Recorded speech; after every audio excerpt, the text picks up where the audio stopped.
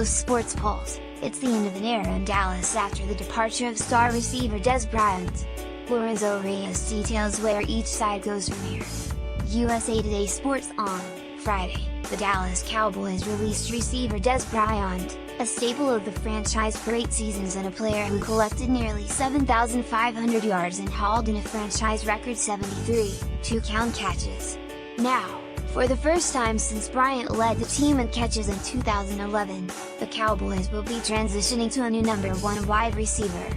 The offense likely will continue to be centered on a power rushing scheme, led by running back Ezekiel Elliott.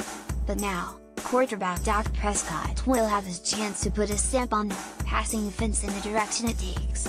And most importantly, the Cowboys will look to establish a new top target.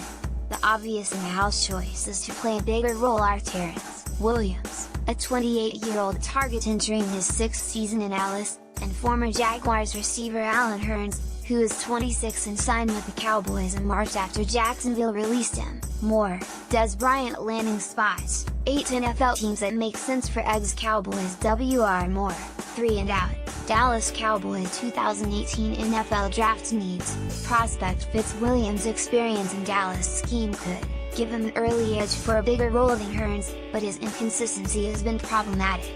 Cole Beasley, who led the team in receptions in 2016, could also see an increased workload as the team looks to help Prescott rediscover his rookie-year form, perhaps by emphasizing separation from receivers and quicker throws. But none of them has flashed the pure explosiveness and ability to overpower defensive backs that Bryant once displayed early in his Cowboys tenure.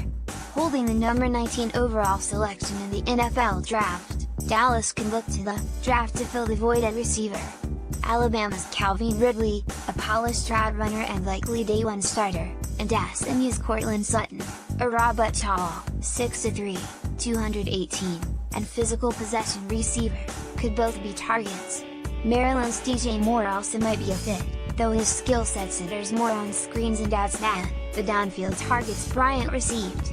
The issue during the last 3 years of Bryant's tenure in Dallas, including his shortened 2015 season in which he suffered a broken bone in his foot, was that he was simply far too inefficient.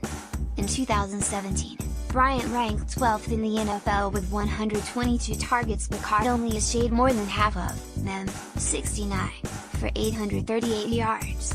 In fact, Bryant's catch percentage from last season, 52.27%, ranked 103rd in the NFL, behind teammates Williams, 67.95%, and tight end Jason Witten, 72.41%, as well as Hurns, 69.64%, who had down passes from Jaguars quarterback Blake Bortles.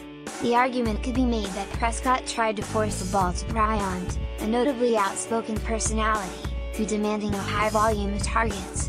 Regardless, when Bryant had the ball thrown his way in recent seasons, he did not do enough with those opportunities.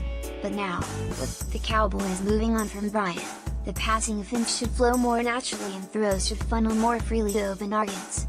Granted, at the height of his tenure with the Cowboys, Bryant often drew double teams and still produced.